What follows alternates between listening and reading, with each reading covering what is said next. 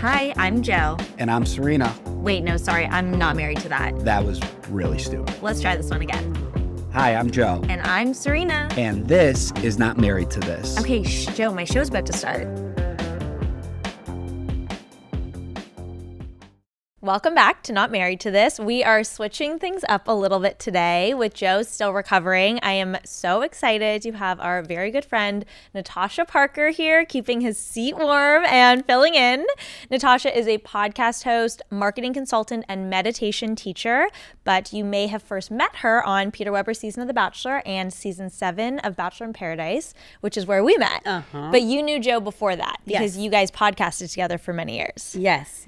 And the Chicago connection and all that, and Clay, and you guys do have a lot of like random stuff in common. The Chicago, I feel like, I'm trying to think, I think that might be the first place that we met is in Chicago. Did you guys go for like dinner or something? No, like at a bar with like Clay and like the Chicago people. You know what I mean? Yeah, there is a big Chicago Bachelor crew. I feel like San Diego, LA, New York always take the spotlight. Yes. But there are a lot of people from and in Chicago. Yes, and I didn't know Anna. Like, she didn't live there back then, but I mean, love her also. Yeah. Anna and Chris. Yes. Oh my gosh. Crazy times. Yes. How are you? I'm good. I'm so good. I'm so happy you're here. Yeah, me too. How are you? That is the question. How are you doing? That is the question, isn't it? Yeah. Well, last time I saw you, you were at our apartment. You're actually, I think, one of only 2 people we have... By we, I mean Joe and I together, specifically Joe has socialized with since surgery. Post-surgery, it was like his parents were here, my parents were here, his brother, which was so nice and very much needed. My mom ended up staying for 2 extra days, actually, just to have that extra support. And then we went on a walk with a friend of ours, Jeff, one morning, and then you came by and we had a nice little visit. I was actually thinking after you left, I tried to keep the apartment super dim. But after I left, I was like, I could have like turned a light on or opened a blind. Like, it's pitch black in here. Like, what was I doing to this poor girl? She's probably sitting here squinting. No. I actually keep my apartment really dim too because I'm like prone to migraines. So like, I like when it's like low lighting. Yeah. So it actually didn't even, and it was like, I think the sun was setting. It was like, it was like 4 or 5 p.m. I think. Exactly. So it just made sense that it was like getting darker.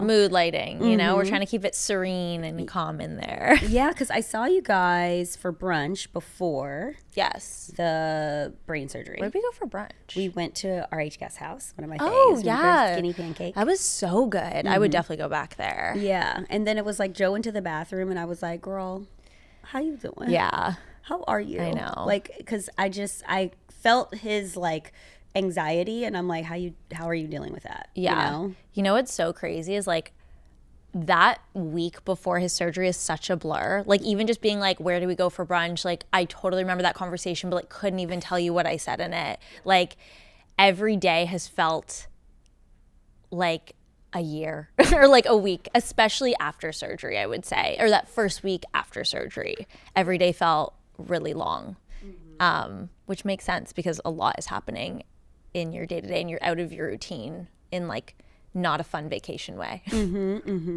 I really want like you to explain this because from an outsider perspective, you guys seem very fine. Like, so like, you know, with social media and stuff. So like, I just want you to explain like what's next, what's like, you know, because you guys had to deal with a lot of obstacles. You guys ended up changing hospitals and like, you know, there's a lot of different things that you guys did. But like, what is next now? Because I mean, having brain surgery is not like a walk in the park. No, for sure. No, it is not. It's not even a run in the park. Yeah, literally. Yeah, you're in the trenches a little bit for sure. Yeah. It's so funny. I literally said to Joe today, because we were talking and he was like, I'm doing really well. And I was like, I agree. And I was like, it's so funny. We should maybe define when we're talking to people and when we eventually open up more about this publicly, like what we mean when we say you're doing really well. Because really well for me right now is different than really well for you, which is different than really well for Joe. We're doing really well. But I think for us, what that looks like right now is trying to ensure Joe's health is progressing forward. And I would say the first 2 weeks after surgery, the recovery was very linear of every day he was getting noticeably better until he hit about 80% if we're talking like post-surgery year 0, trying to get back to 100, which is like what he was before this. And now that last 20% has been a little less linear because there's space for him to push himself a little bit and kind of test where the line is. And sometimes you push it a little too far. And you know he does. And, you know, he went on a run the other day and he ran 3 miles. And I think the hard part is neck down, he feels great, like genuinely. Shoulders, waist, legs, everything feels almost totally normal, like he never had surgery. It's neck up that is the struggle. So he'll go on a run or, you know, a long walk, or, I mean, he's going to the gym, but it's very much like walking on the treadmill, riding the bike, very like non-heavy lifting elements. And he feels great, but it definitely takes a toll on him. And that then leads to, you know, headaches, mental fatigue. The biggest thing that he struggled with, which we'll talk about probably a lot when he comes back, was his speech. So when he's tired, that mind to speech connection is a lot more difficult. So we'll just take a lot of quiet, low sensory time in the afternoons and evenings. Right now, he feels the best in the mornings. So that's typically when he's like, I'm going to be active and, you know, try to burn off some of this physical energy that I have. And then the afternoons are just for peace and rest and recovery. But I feel like when you came over, he probably seemed 100%. He seems totally fine. Yeah. He seemed completely fine. Yeah. Yeah. Which is almost like the trippy part, I think, at times for him as well, where he's like goes through moments where he's like, even today he said, I feel the most myself that I have felt, which is so nice to hear and so nice to see as his wife, to be around it and be like, he's coming back. Like that silliness, that playfulness. You forget like how much mental energy it takes to just like joke and be playful. And then, you know, also being cautious of like, okay, we're still in a recovery zone and we still need to move like we are in one and take the rest when he needs it. Yeah, for sure. I think that's super important. And even when I texted him, I was like, how was the text back? I go, the run? He was like, yeah, well, and I was like, well, I guess you have to see where your level is, you know, and see how far you can like kind of push yourself. Yeah. But, you know, I'm not a doctor, but the muscle memory I feel like that we have, like, I'll like, you know, when I don't do yoga for a really long time, I'll be trying to do things that I haven't done in a long time. And I'm like, oh, I can do it, but ow, that hurt. It feels different. It feels different, right? So since he's such an avid runner and he runs, like his body is so used to that. But to your point, the head mind connection is the problem, you know? Yeah. Well, we are praying. I pray for him. I pray for you. I pray for both of you guys all the time. And like, it's such a like crazy thing to think about. You know what I mean? And then, like I said, then you go on his Instagram. He's like, hey guys, I had brain surgery. And I'm like, Joe. I know. It's wild. It's crazy. Yeah. It is. Yeah. It's crazy. So yeah, I'm glad he's doing better and, you know, that he is trying to get back to himself. It is funny because he'll look at himself in the mirror and he'll be like, you don't, like I look 100% normal, and then you tilt your chin down and he's like, and there's a full scar across the top of my head. Keep the scar? Like, does it, I mean, not keep the scar down, but like, is it going to stay? Will his hair grow over it? Did they say anything about that? Yeah, his hair will grow over it. Okay. He can get a haircut, I think, next week for the first time. I don't know if he will or not because that area still feels like so vulnerable to him. Like even when I go near it, I can tell he's feeling protective over it, which is so fair. But yeah, it'll grow back and it'll be like it never happened, which is crazy because it'll always be there, but you won't be able to see it. Wow.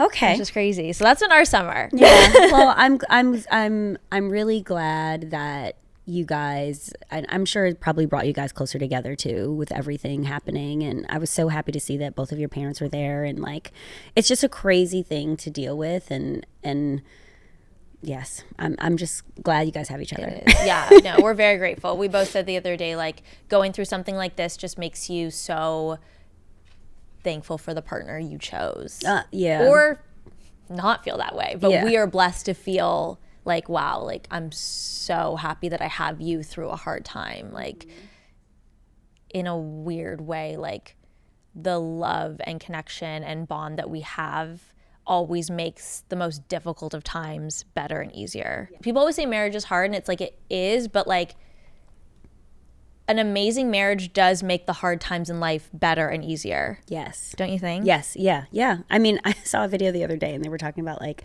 you know, the way someone looks, the way this, like none of that matters. It's like if you really think about the person that you're with and you know, your mom is sick, you're sick, something's happening.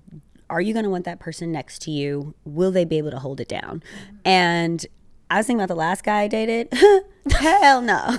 Hell no. Okay. He would be over there fucking in a corner somewhere fucking losing his goddamn mind. No, you know what I mean? yeah. Yeah. Fucking not even there, maybe, you know? Yeah. So I'm like, glad that's over. But when I literally thought about that, I was like, would he? No, he wouldn't. I think everyone should. I have always, since I was young, which like maybe says something about me, been like, I'm not dating someone who I can't trust in a crisis.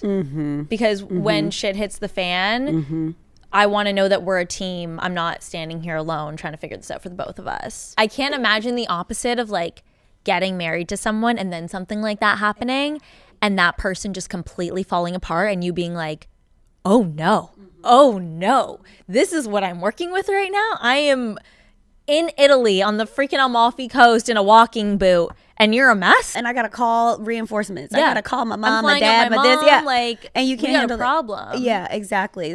Look, Lord, please don't let that energy ever Don't find send me. any of those men Natasha's way. Don't let that energy send follow them me. towards her. Keep them far away. Exactly. Oh my gosh. Oh my Yes. gosh.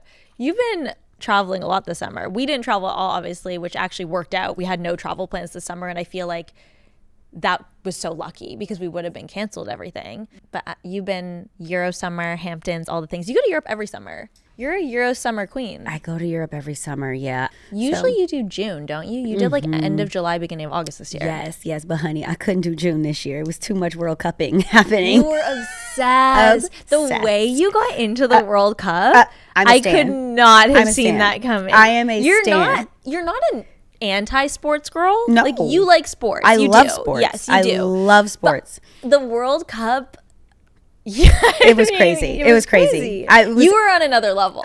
I was so into it. And like, you know, I played I played all these sports, by the way. Like when I was younger, I have 3 brothers. My dad has sports on every single TV. Like we had a TV in the kitchen growing up, you know, he'd be cooking and he'd have to watch his like Cubs, you know what I mean? Or his I feel like White that's Sox. so Chicago too. You can't be from Chicago, girl, guy, doesn't matter, and not love sports. Like, you know, the whole Jordan of it all, you know, all of it, you know? Yes. So I love basketball. That is my number one love for sure. I know the most about it. I played it for the longest. I played it in high school, you know, and in middle school and but I played soccer.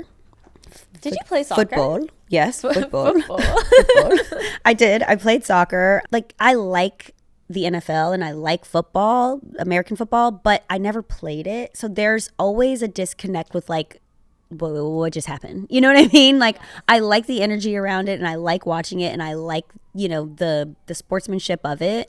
I just think there's something so beautiful and present. You know, I love being a present person. Like sports is the one thing that is going to make people present. You know, it's like you're watching a thing in real time right now. What else is there to do? You know, but cheer, be excited, happy, whatever. So I do love that aspect of it. You know what Emmy Rossum said? I think I'm pronouncing her last name right. You know who I'm talking about, the actress. I heard her talking about, she's from New York, big Knicks fan. And she was like, I love basketball. And I wonder if you feel this way too, because you love basketball and soccer, but not football as much. And she's like, the helmets in football, not being able to see the players' faces, like take something away from the experience of watching. Yes, honey. And I do agree with that. I like being able to watch basketball and be like, okay, I know who all these people are. Yeah. Football with the helmets, I'm like, I don't know. Y'all look the same right now. For me, it's like I'm watching soccer because they're fine. I was gonna say. watching football. I'm watching football and I'm like, oh yeah, this is good. Okay, these little people. Okay, what's happening? Like everyone looks so small. There's so many people in it. They look like little action figures, like on a like foosball. board. Yeah, it's like literally look like foosball. foosball. It's literally foosball. But for basketball, I'm like, wait, he's what? He's 7 foot. Okay, you know, like I'm seeing muscle, I'm seeing face, I'm seeing all of it. You know what I mean? And like I've never been a girl that's like been into men's asses. I know girls are like into that. Not even like baseball players? No. You can't look at it and be like, ooh, we got a little junk in the trunk. When girls are like, oh, look at that ass, I'm like, for what? Why am I looking at his ass? Well, you don't want to see him throw it back? No, I don't. And I don't know, maybe it's because I have so many gay guy friends and they're always talking about men's asses that I'm like, I get that. Do you know what I mean? Yeah, I do. Like beyond like a little ass rub, Yes. like with clothes on. I don't know. Like I'm not really like into, like when I see a guy with a big butt, I'm like, what the fuck? You don't want a guy with a dump truck? No. I have not. I mean, now listen, if he plays football, it comes with the territory. Of you course. know? It comes with the territory. There is this football player that I went on a few dates with, and I was like, He had a booty? He had a big butt. I'm like, you got to. See, are you like, I don't want your butt to be bigger than mine? Well, that won't be hard. That won't be hard. No, I can't say that. I do like, in general, I tend to like bigger men, you know, so that's fine. But it's not that. It's just that like sometimes it's just too much. You know, you're just like, okay, it's too much. I don't know, it's too much. But yeah, I mean, I got into the football because who doesn't love seeing very handsome men run, tackle each other, chase each other, hit balls with their heads? You know, I'm like, oh, that looked like that hurt. You know what I mean? If you had to date a guy from one sport, what would it be? Ooh. Let's put it out there. I mean, because I know who you would date if you were to date an actor. Michael Fassbender. No, you don't think so? Well, we love Michael Fassbender. Yeah. Yes, but he is not my crush. Who's your celebrity crush? And It's always been Jesse Williams. Okay, that's amazing. From Grey's. He's gorgeous. Honey, when he came on the scene and Grey's, I said, Dr. Avery, I'm sick. Resuscitate me. I'm sick, Dr. Avery. Yeah, no, I'm obsessed with him. I love him. What type of athlete would you want to date? I would say the NBA. That's what I would have guessed. Just because, you know, I do have my newfound joy with the football. But I do love the NBA because I feel the most connected to the NBA. You know what I mean? Like if I were a wag for the NBA, like yeah, you would serve. I would not just serve. I would be on the court. I would be like, what? Stop. You would look so good sitting courtside too. Yeah, exactly. Every game, just like you, Kylie, Timmy hanging. What about Jordan Woods? Obsessed. You could be next to her. Obsessed. She just got married. Obsessed. Absolutely Yes. obsessed. Yes. And that whole debacle, I mean, let the people be happy. Could you imagine getting married? I'm not inviting anybody to my wedding if I'm her. Okay? Like, can I just be happy for 2 seconds? Wait, why? What happened? Did you see the whole debacle? Everybody's talking about how people were dressed, how people were this. It was ridiculous. No, I didn't. I only saw that Nick and Alandria from Love Island were there, and people were like, did they get back together? Did they not? Yes, I did see that as well. Wait, but I feel like people were talking about Timothy Chalamet and the way that he dressed and the way that Kylie was dressed and how would you? I mean, as long as you're not wearing white, I don't care what you're wearing. No, I don't care. You know what I mean? Like if it's don't wear white, and if it's black tie, wear a black tie. Or if there's a color, you feel like they wear black tie. I think it was black tie, and they were not dressed black tie. That was the whole discourse. But also, I don't care. Having been the bride, I can tell you, like, yeah, I was paying attention to what people were wearing because I was admiring my friends and how beautiful they looked. Yeah. But I genuinely didn't care about what anyone was wearing. Do you know what I mean? Like if I saw, we were black tie optional. If I saw someone wearing something that I felt like was too casual, like I don't care. Yeah. Like whatever. Yeah. Like that's going to be the least of my concerns on that day. I might be like, get out of the picture. You know what I mean? Yeah. Could you sit on the end? Yeah, exactly. Might crop you out. Yeah. No shade, but shade. You no know shade, what I mean? but yeah. Yeah, you know, that might happen. But at the same time, I'm not going to be like, oh my God, can you believe what she's wearing? No, not as the bride. No. Maybe if we're a guest and we're sitting there kikiing about the other guests. Exactly. And that's to your discretion. You did that. You knew what you were wearing, you know. Yes. But I'm so happy for her. I'm so happy for them. You know, Nixon 5. Yay, yay. Like, you know, I'm so happy, right? Like, that's so great. And I'm like, for my wedding to be talked about, like for you guys to be talking about these people.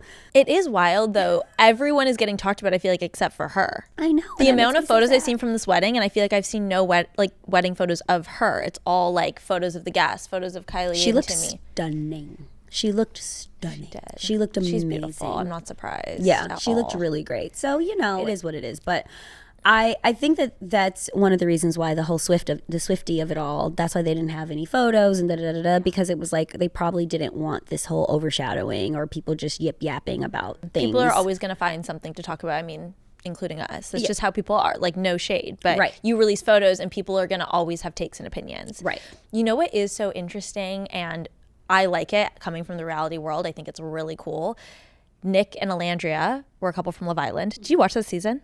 You're not really a Love Island girl. I'm not a reality girl in No, general. you're not. I'm a, you're not. I like my drama. Yeah, you like your HBO. I like my drama. Yes. But Nick and Alandria were a couple that came off of Love Island last year. And they are at this wedding and they're being talked about probably just as much as Kylie Jenner and Timothée Chalamet.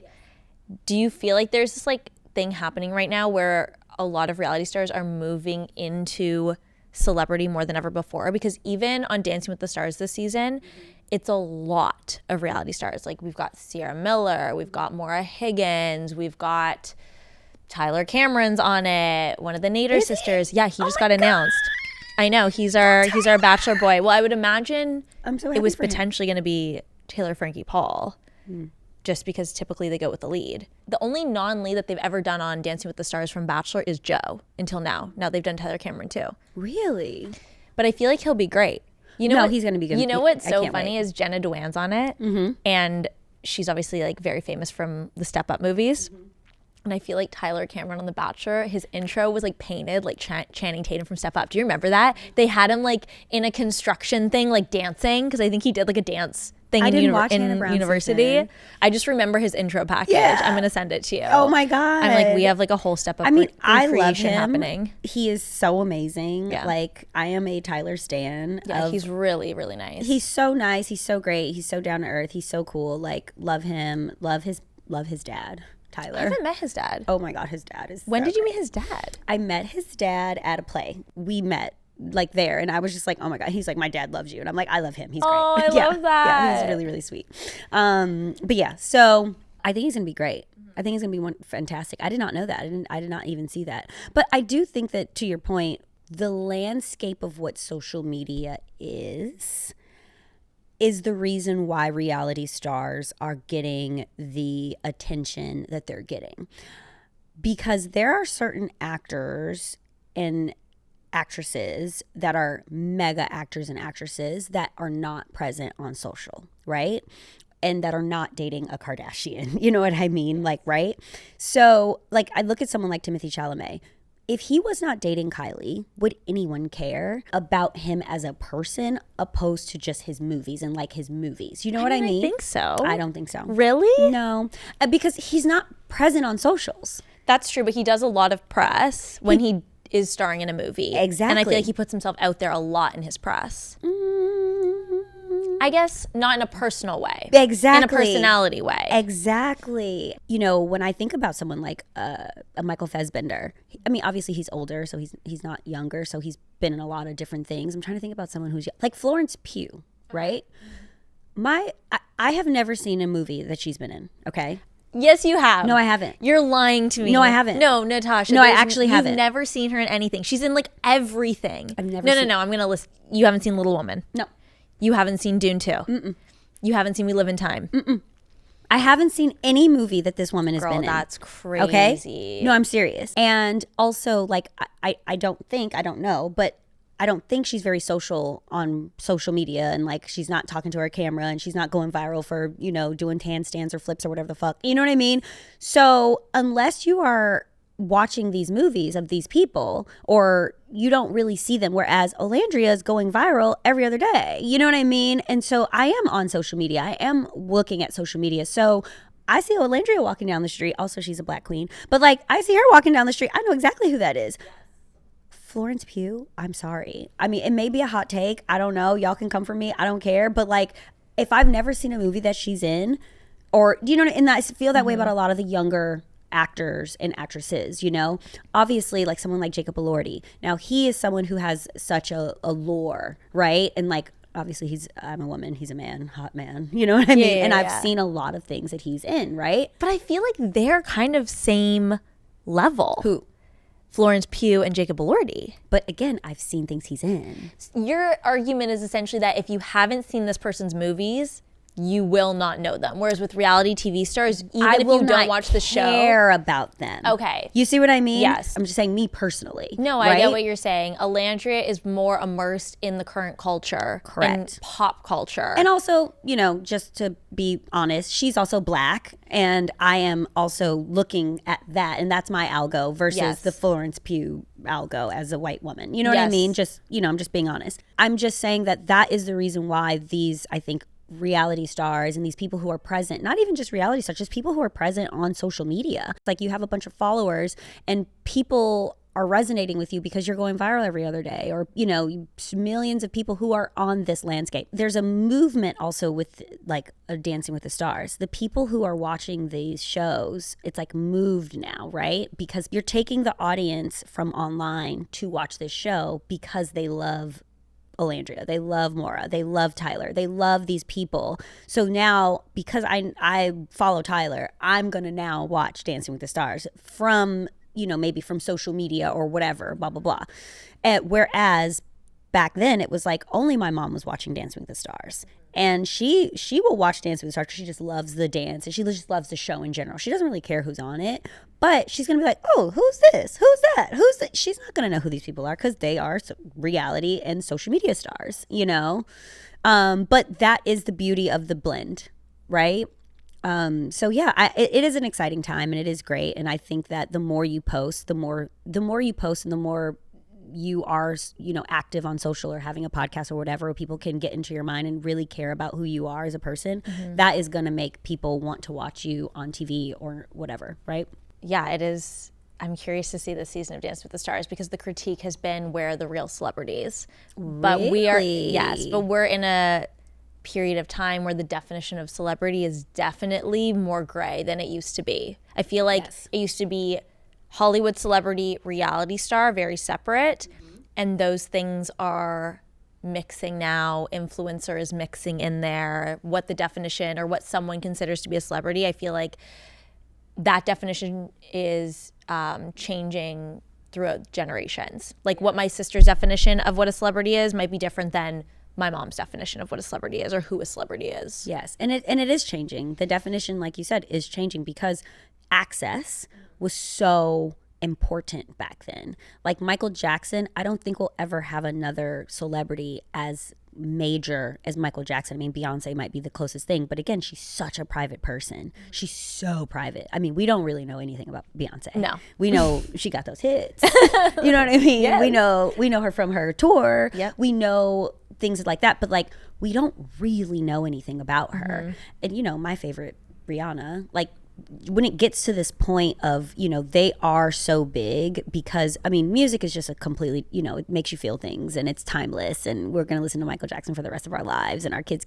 and blah, blah, blah, right? Like, and I think with musical artists, you do feel a personal connection to these people because it's their written words that it's their story, their experience a lot of the time. So it's a creative connection with the song, whereas movies, you are seeing a person play a person. So it's not quite as personal. I want to talk about your dating life. Oh, not married to this. Not married to this. Well, last time I saw you, you were going on a date.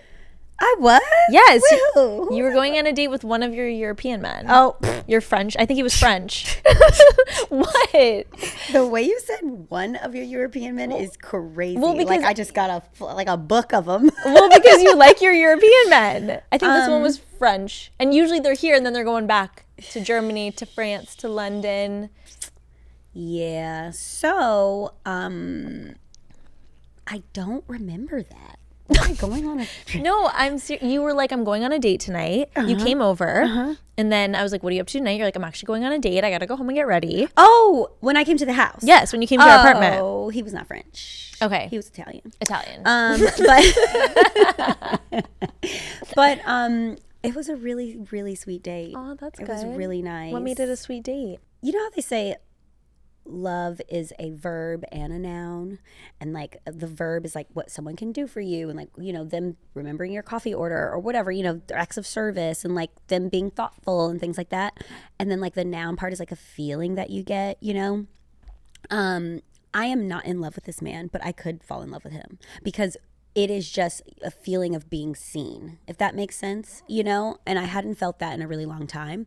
And so that was what was so sweet. It was just easy. It was like, you know, it was nice. I didn't want the night to end. I don't think he wanted the night to end. You know, we just were bopping around, going from place to place. It was closing. Okay, let's go to another place that's open later. It's New York City. There's always something that's open later, you know? And so it wasn't rushed. It wasn't, you know, like it also, there's just something, you know, my mom is not American. And I think the reason why I like dating other cultures is because there's something that is so different. So the similarities you figure out very soon. Oh, interesting. If that makes I've sense. never heard you say that. Yeah. But that really makes sense. Right?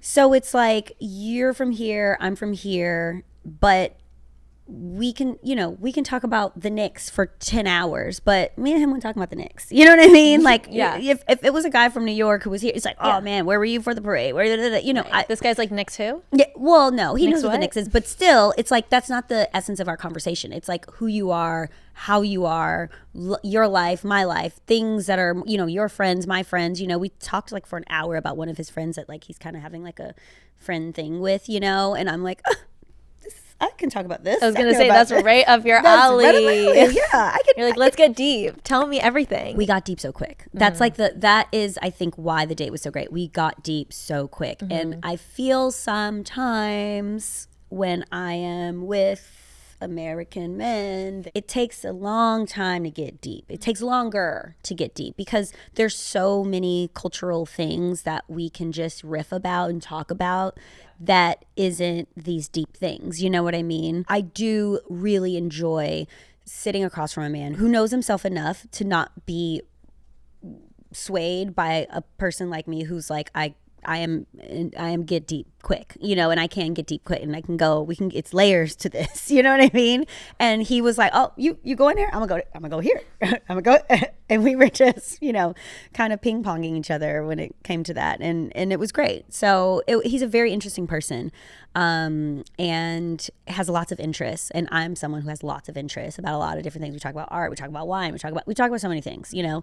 So it was a good date. But he does not live here. So Boo. Well, maybe he'll move here, come back. It's so funny you say you are a deep person. You love to get deep. We had Whitney on the podcast, who I know you're good friends with, and she said something very, very similar about her first date with Kenny, was that they got deep very fast. Yes. And she really appreciated that about the date. Yes. Do you feel like that is something that is personalized to you, to Whitney, or do you think there's an element of dating in your 30s is different than dating in your 20s, where you are like, I know who I am and I want to know who you are? I think that it depends on the person. I do think Kenny's a very deep person also. And I've had really deep conversations with Kenny about things. Also, the time that they were dating with his mom passing away, I think that he was just like, this is where I'm at. You know what I mean? Like this is where I'm at in my life, you know? And I kind of feel like, yeah, you get to that point where you're like, I've been through shit. And so when you are someone who goes through things and you don't run from them and you try to understand why this is happening, what is going on, that's when the depth happens. Some people just, they mask, they escape, they, you know, oh, my life is falling apart, let's go get drunk. You know what I mean? I don't care, you know, whatever, you know, fine. But you're not processing what's actually happening. And when you are in when you are in the processing place, like I love philosophy. I love reading about different things that are philosophy based and stuff like that. You're all about mindfulness. Hot girls read. Exactly. It's really important to me. And so when I'm just, you know, with someone who it's not that important to them, they like, you know, I'm out here, I'm about to go do the, you know, life is great, whatever. And it's, you're like, okay, yeah, see you when I see you. Exactly. Yeah. So I think that it depends on the person and where they are in their life. Yes. But I also think, because even when I was 20, in my 20s, I was still deep. I was a writing major. I mean, I'm emo. Like you, yes. I'm so emo. You and I are opposites in that way. Yes. Like it takes a lot for someone to get me to go deep. It takes time to get me to go deep. Like I am resisting. Yes. If someone meets me and tries to go deep with me, like you're getting nowhere. Yes. Whereas you will dive into the deep end with someone so fast, so easily. Yeah. And I will say, just on that point of you saying, like, when Whitney and Kenny met, they went deep really fast because he was going through it with his mom and his grief. Through this experience with Joe, I have found myself going deeper with people so much faster than even I want to or maybe feel comfortable doing, because like that layer is just, it's shredded. You know what I mean? Like, I'm just so much more vulnerable and raw right now because I'm just going through a very like emotional time. So that has been an interesting experience for me, and like it has changed a lot of my interactions. And I would imagine dating during a time of extreme vulnerability, grief, pain, it just changes your dating experience. It does. And like I said, you are going through something. So, you know, in meditation and in mindfulness, they say that once you have done something, you are now no longer someone who has not witnessed their partner going through a brain surgery. You will never be that person again. You are now a person who has experienced that. So there is a part of you that you will never be again.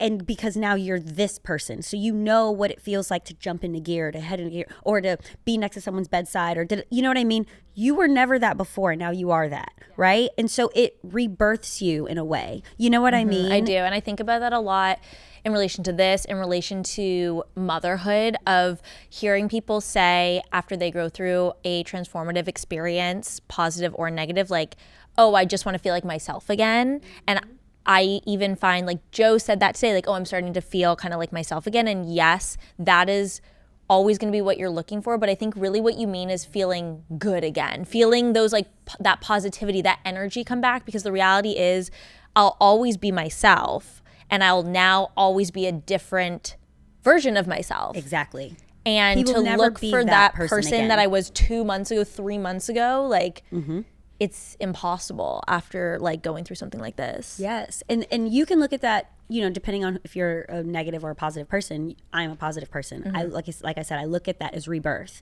I look at that as transformation, because the only thing guaranteed in this life is that we're going to die and we're going to go through shit. Yeah. That's the only thing that's guaranteed. And pay taxes. Well, it's not even guaranteed. Yeah, you might not. You might not. You know what I mean? But Yeah. like, because of that, it's, you know, that's why I look at experiences, and I like, and you know, we only have one life, you know what I mean? And I look at, it's a superpower of mine, I think, that I look at things and I ask God, I'm like, I want to squeeze as much as I can out of this life. I feel like I've had 9 lives already. Well, not 9. We're a cat. We're not there yet. But you know, at least 5. You've had a couple. Yeah. At least 5. Well, but wait, what's your life number? You've done this for I'm me. a 7. You're 7. So you're on life number 7. Yes, Okay. I am a 7. Yes. And the journey that I am on is it's a very spiritual, intuitive journey that I'm on this life. And so it makes sense why I go through so much shit. Because I'm like, I'm going through these things. I literally just did a TikTok about this the other day. I'm like, I go through all these things so I can process them, and then I can share, and I can be there for other people and help them, and, you know, be a vessel to what I have figured out. And I really do feel so connected to God, and so connected to spirit, and so connected to self, that like when things happen to me, I'm like, oh, God got the squeezer out. He's squeezing me right now. I'm like, oh, be careful what you wish for. Jeez Louise, I'm getting squoze to death over here. Yeah, so I do think that it is a beauty when you can get through things. And that's why they say, like, you know, like for my podcast, that's why I started my podcast. It's like, if you hold on, the only thing you have to do is hold on, because everything is gravity. In this world, everything is gravity. What goes up comes down, what goes down comes up. It all is swirling, twirling, going around. It's always gonna, you know, you could think that you're at the lowest low, and you can give up. And that's really sad. Or you can hold on, and you will see the tide turn, because it always does. It may take time, but it will happen. I got a email from a woman who was going through chemotherapy, and she told me that she would listen to my podcast during her chemo. Oh, that's And beautiful. I said, that's it, y'all. I can hang it up. Yes. I can like, that is the reason why we do this. You know what I mean? If it can just give someone a little burst of light or a little burst of love or hope or whatever it is, entertainment, whatever it is, a laugh, we need to laugh more. Come on. Everything's so goddamn serious. Always. So serious. You can never laugh enough. Yeah. My sister and I always say there's never a time too dark for a giggle. You know, and some of my guy friends, I'd be like, oh yeah, too soon. Back to Italian man. So he's flown back to Italy, or are we going to see him again? Are we dating right now? Are we dating intentionally? Are we not dating intentionally?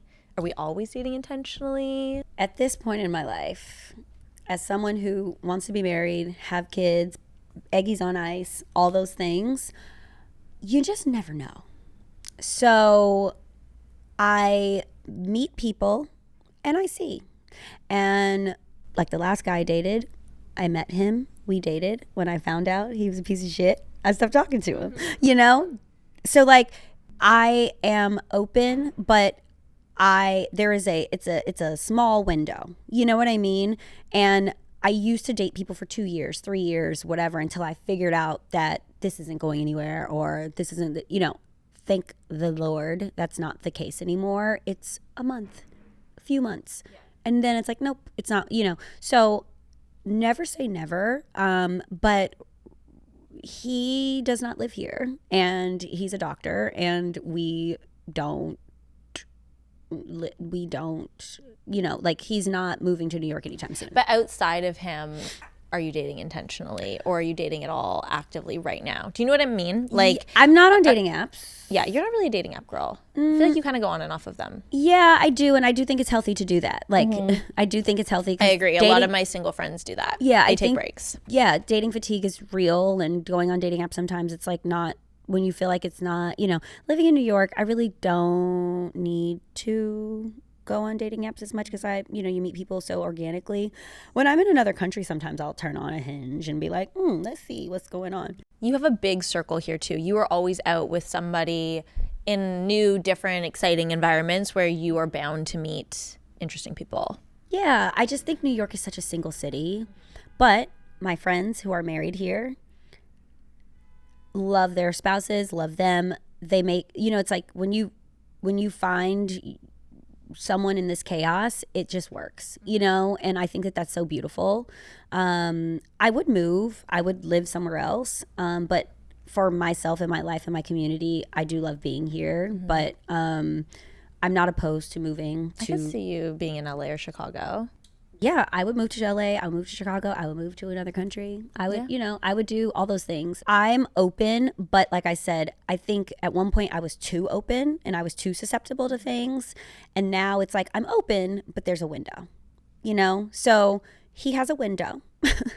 He don't know what that window is, but you know, I know what the window is. He has a window.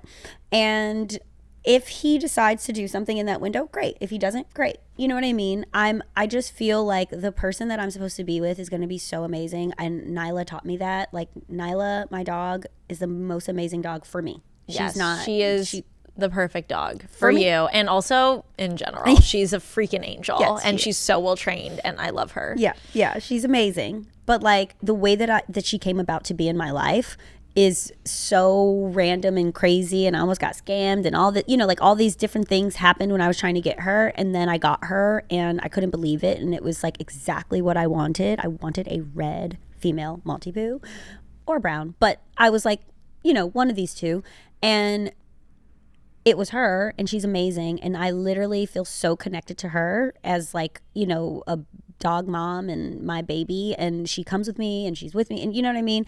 And I'm like, that feeling, and I don't know if you felt this way when you met Joe, or when it actually happened, where you were like, this is my person, you know? I just feel like that's just what's going to happen. And when my last, all the other guys that I've dated, I realize why it didn't work out. I really do. And although there's a few of them that I probably would have married, collected a few rings, you know, maybe not walked down the aisle, but maybe not made it down the aisle, yeah, but a few engagements. Sure, thanks for the proposal. See you when I see you, senor. Exactly. I realized why they didn't work. After my last situation, and then going on a date with this guy, it was like God was like, see, there are normal people out here in the world. Yes. And there's assholes. Yes. There's assholes and then there's normal people, you know? All right. The way we wrap up this podcast is we do a little not married to this. So we'll each say one thing we're not married to right now. Well, people who don't apologize. There we go. People who don't give themselves accountability. Yes. Fuck boys. I can go on. All I did was date shitty men. So here we are. So take Natasha's advice, whether you're 15, 25, 35, 45, 55, we're not married to shitty men. No. I'm not married to when shows release episodes all at once. I love, like you told me to watch Lioness, and I loved binging it, but then I also love the suspense of like one coming out every single week. That's my jam. Natasha, tell the people where they can find you, what you're working on, all of the things. Well, I am on social media, TikTok and Instagram, Natasha Parker, my name. And my TikTok, that's where you see the real me. I'm starting a new meditation collective, which I'm really excited about. I'm trying to get New Yorkers meditating. I think it's super important to be able to talk your shit, go out, get drunk, do your thing, but also come back home and meditate. We're working out our bodies. We need to work out our mind. And I think that that's super important. So I'm working on that. That's my new thing that I'm working on. And I can't wait to do that. That's such a perfect fit for you. Yeah. It's like meditation club, where people can get more enlightened about their mind. And relaunching the podcast. I want to do that by the end of the year. I can't wait to do that. That'll be a lot of fun. And look out for that. That's Hidden Gems with Natasha Parker. That's Gems with Natasha on YouTube and all socials. So yeah. Okay, well, thank you so much for coming Of on. course. It's been amazing to have you. I love you. You guys can find us at Not Married to This Pod on Instagram and Not Married to This on YouTube and TikTok. You can listen wherever you get your podcasts, and we'll be here every Thursday. Bye.